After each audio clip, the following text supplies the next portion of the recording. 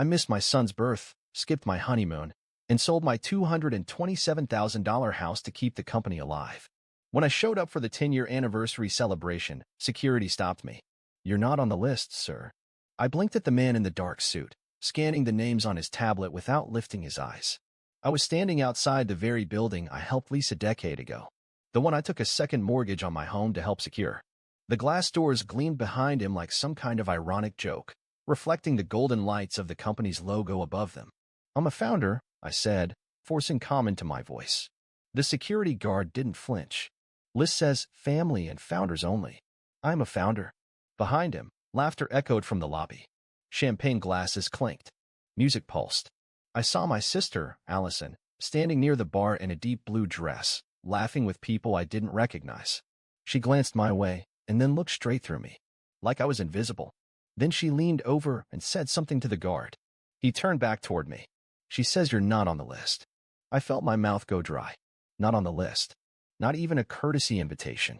After 10 years of killing myself for that company, skipping sleep, watching my marriage fray, missing the birth of my only child because I was on a red-eye flight to pitch to investors in Toronto, I was not on the list. I looked at Allison again. She raised her champagne glass in a little shrug, like this was all out of her hands. Like it wasn't her name on every document I'd helped file. Like she hadn't called me crying 4 years ago when payroll was about to bounce, and I wired $30,000 from my own savings without a second thought. I smiled. Just a small, calm, terrifying smile. Then I turned and walked away. No scene. No shouting. No drama. I walked down the steps, pulled my phone from my coat pocket, and opened the draft tweet I'd written 3 days ago, because some part of me knew this was coming. One word. Sold. I had sinned. By the time they realized what it meant, the papers had already arrived. And no one could find me. 10 years ago, it was just an idea on a whiteboard in my sister's garage. Back then, we were nobodies. Just two burnt-out ex-corporates with a dream. I had the tech background, back-end systems, security architecture. Allison had the vision, the pitch voice, the presence investors loved. We agreed. I'd build the engine, she'd drive the car. I was the one who said, "Let's go all in." And I did. I sold my house, a modest 3-bed I'd saved 8 years to buy. Listed it quietly, signed the deed over for $227,000, and wired every cent into the company. Didn't tell my wife until it was done. We were supposed to move into our new place that spring. Instead, I rented a 1-bedroom apartment above a laundromat while she stayed with her parents. That was the first fight. "You sold our home without even talking to me," she'd said, her eyes wide with disbelief. "It's temporary," I promised. 6 months. A year, tops. This company's our future. But 6 months turned into 18. Then 3 years. Then we were sleeping in separate beds. She gave birth to our son while I was on a client call. She texted me a photo, and I stared at it from a conference room at 11:48 p.m., sitting in the same hoodie I'd worn for 2 days straight. I saved the image. I never deleted it. It's still in my phone, buried between investor spreadsheets and timestamped pitch decks. Allison knew all of this. She was there when I pawned my wedding ring for payroll one brutal January. She watched me break myself for our vision while she basked in the glow of TEDx talks and glossy profiles and fast company. But every time I tried to step forward, get my share of credit, request a salary beyond bare minimum to survive, I was met with vague smiles and, "Let's revisit that next quarter." At the 5-year mark, the company raised $6 million in series of funding. I didn't get a raise. At year 7, we signed our first Fortune 500 client. My name was nowhere on the press release. When I pushed back, Allison patted my shoulder like I was some confused intern. "People don't need to know who does the plumbing," she said once. "They just want to know the bathroom works." That's when I started documenting everything. Every wire transfer I made. Every sleepless sprint. Every email where she promised we were equal. I archived them in encrypted drives. I kept quiet. Played my part. Let her shine. Until the moment I saw the shareholder restructuring documents. She diluted my stake. Quietly. Over 3 consecutive quarters. Legal, technically, because I'd signed the authorization pages during a tax review blitz. I hadn't even noticed. My 47% share? Now 11.3%. Just enough to keep me pacified. Just enough to keep me not dangerous. "You know what optics are, right?" she said when I confronted her. "You're not the face we need anymore. You're tech. You're back end. Back end." The same backend that kept our servers running during that cyber attack. That coded the security layers that won us government contracts. That saved us a $2.5 million breach penalty. I should have walked then. Instead, I stayed. Like a fool. Because I kept thinking of that one night in the garage when she said, "Whatever happens, we do this together." Turns out together had a short shelf life. I found out about the 10-year anniversary gala from LinkedIn. A generic post. No mention of me. Just Allison posing in a gold dress beside a cake shaped like the company logo. The RSVP site was password protected. So I did something I hadn't done in years. I smiled. Not a polite smile. Not a tired one. The kind of smile you wear when you're done playing nice. I called my lawyer. "You still have that holding company we set up in Delaware?" I asked. He did. "And you still remember that clause we buried in the original founding documents?" He did. Good. Because buried deep in the legal weeds of our early contracts was a contingency clause, one written back when Allison was still too broke to afford her own Uber rides. It gave me a quiet option. If my stake ever fell below 12% without unanimous board consent, I could trigger a sale clause to a third party, without board veto. And I had found the third party. A competitor we once mocked. Small. Hungry. Ruthless. They offered me $6.2 million for my remaining stake. The only thing I had to do? Sign. So I did. 3 weeks before the gala. I sold the heart of the company. And I didn't say a word. The moment I walked away from that glass building, I felt everything slowed down. The champagne. The music. The people laughing in cocktail dresses. And the security guard still staring at his screen like he didn't just escort a ghost out of his own legacy. My shoes crunched the sidewalk as I walked toward my rental car. No one followed me. No one called out. They didn't even realize what had happened. Not yet. But they would. I sat in the car, engine off, phone still in hand. The tweet had already gone live, sold. One word. One cut. Sharp as glass. I opened my private email. The one tied to the Delaware holding company. For unread messages. Funds received. Transfer complete. Contract executed. Welcome to the board. My lawyer had done it. The ink was dry. The sale had closed. The competitor, ironically, the one Allison once called a joke with a logo, now owned 11.3% of the company. My 11.3%. Along with 3 small blocks I'd quietly purchased from disillusioned early employees. Their total stake? 19.8%. One board seat. One voice at the table. One battering ram through her glass walls. I didn't go home that night. I didn't answer the phone when my ex-wife called, probably wondering if I was okay. I wasn't. But I was something else. Something better. Free. Instead, I checked into a hotel 30 miles away. Paid in cash. Burned the clothes I wore. Not metaphorically. I literally tossed them into the hotel fireplace. Every thread of the founder uniform I used to wear gone. I spent the next 72 hours off-grid. No phone. No email. Just the sound of silence. And the first real sleep I'd had in years. Back at the company, panic hit around hour 40. The tweet started trending in niche circles. People guessed. Speculated.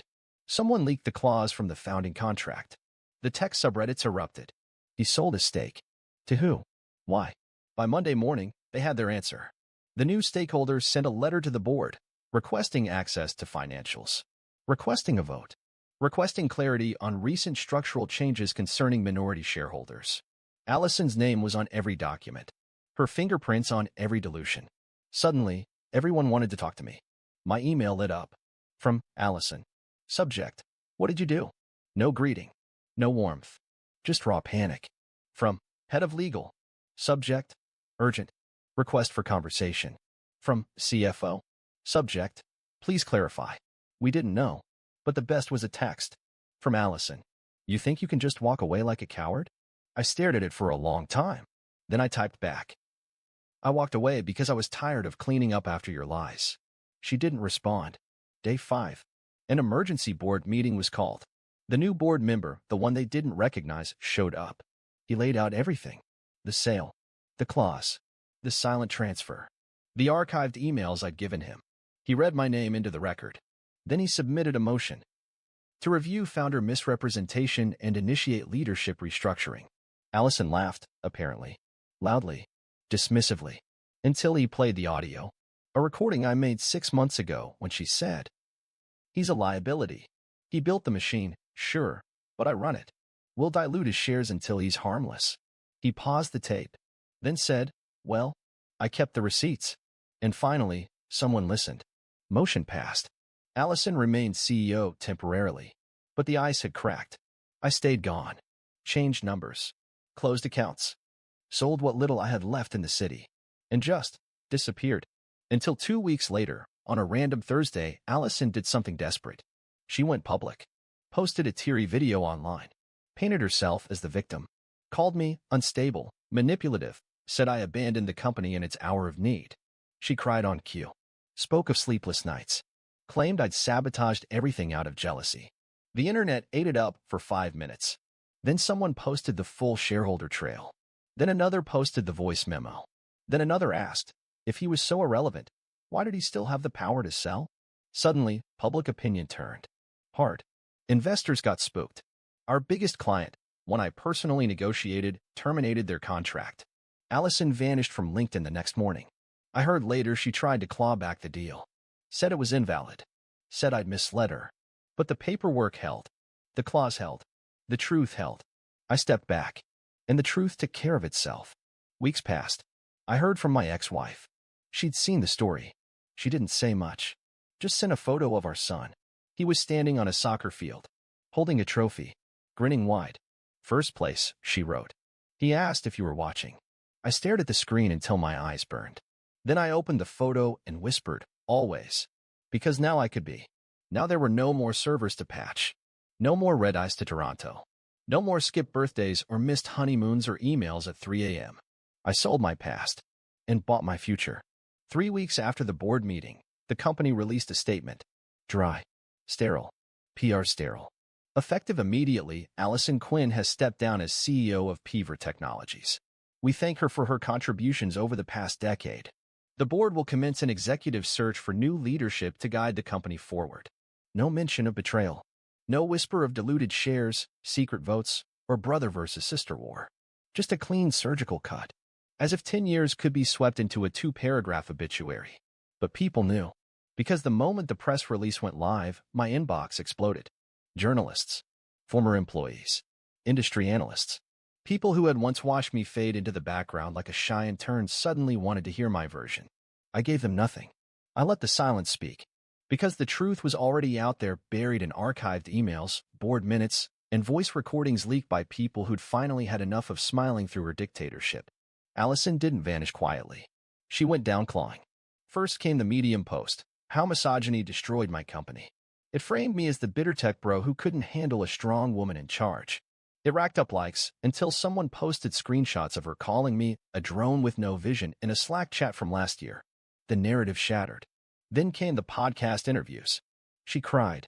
She blamed toxic startup culture. She tried to reclaim the victim narrative. But the silence around her was louder. Because behind the scenes, everyone remembered. The marketing assistant she screamed at for missing a semicolon on a Twitter post. The engineer she told, you're replaceable, 2 weeks before his wife's cancer surgery. The HR manager she ghosted after promising her equity. The intern who got fired for calling out missing health benefits. No one defended her. Even the VCs started deleting tweets where they once praised her as a visionary. Meanwhile, I was halfway across the world. Literally. I flew to a small village in northern Japan, rented a ryokan, left my phone in the safe, and wandered through forests older than empires. Slept 12 hours a night. Ate rice in silence. Read books I hadn't touched in years. One night, I opened my email. Just one. From the new interim CEO. Subject line, we'd like to talk. I laughed. They wanted me back. Not as a founder. Not as a shareholder. But as a consultant. A fixer. The guy who knew how the system actually worked. I typed a reply. Just one sentence. You'll need more than what you owe me. Then I hit delete. Not send. Delete. Because I didn't want it. Not anymore. It took 6 months for the media storm to die down. By then, Allison had moved out of the city. I heard through a mutual friend she was living on a friend's couch in Miami, trying to launch a female entrepreneur coaching platform. Her LinkedIn profile went private. Her TEDx talk stopped circulating. She became background noise. But not to me. Because I still saw the crater she left behind. In my family. In myself. Our parents were mortified. They called me one night together. First time in years. You could have warned us, my dad said. We had no idea it had gotten so bad. I didn't respond. What was I supposed to say? You never asked. My mom cried. She's still your sister. Not anymore. Blood doesn't bind betrayal. What does is respect, honesty, loyalty. And she burned every ounce of it. My ex-wife called again. She asked if I wanted to meet our son. Not over Zoom. Not in passing. A real day. A real visit.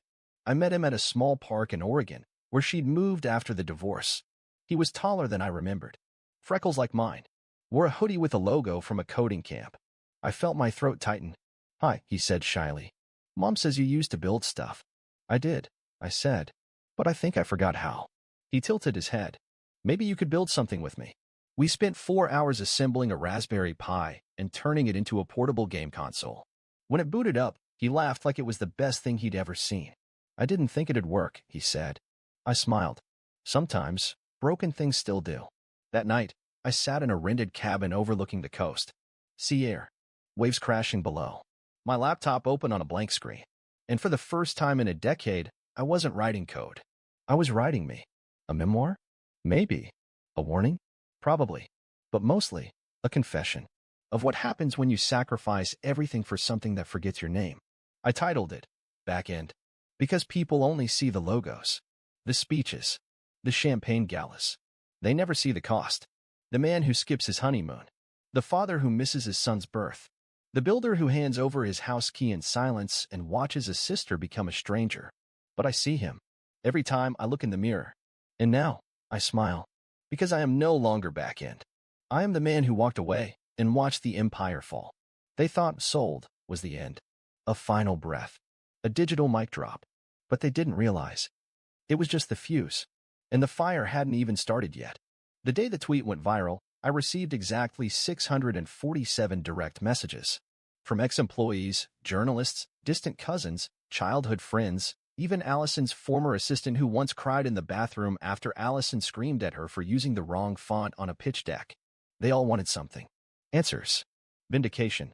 My side of the story. But I didn't answer any of them. Not because I didn't have anything to say. Because I finally had nothing to prove. You see, when you've spent 10 years being erased from your own story, the most revolutionary act is not to explain. It's to move on. To stop begging people to see you. And start building a world where you don't need their permission to exist. The board tried damage control. They appointed a spineless interim CEO who sent out a morale-building email filled with phrases like looking to the future and respecting the past. Then came the exodus. In a span of 8 weeks, 15 employees left. 3 engineers. 2 designers. And the original front-end architect who built the platform's backbone and whose name Allison always conveniently forgot in interviews. I watched it unfold like a silent reckoning. No blog posts. No drama. Just a trail of resignation emails with one recurring phrase. Time to build something I believe in. God, I love those people. I didn't tell them to walk. I didn't have to. They saw what I did and realized they were free too. But Allison? She did the opposite. She went nuclear. Started a podcast. The Burnout Diaries. Claimed to be starting over. Called herself a phoenix. Wore beige hoodies and did Instagram lives about healing from betrayal. I watched exactly 1 episode. She told the audience I stole the company from behind her back. Stole. My own legacy. That's when I laughed for the first time in weeks. Because I remembered her words from years ago when I mortgaged my home to keep the company alive during a dry quarter. That's what family does, she'd said. You believe even when the books don't. Yeah, I believed. And I paid. With my house. My marriage. My sanity. My identity. And now she had the audacity to claim she was the one betrayed? Please. You can wear all the linen and filtered vulnerability you want. But not all who fall were meant to wear the crown. They just prove how high you were before the fall.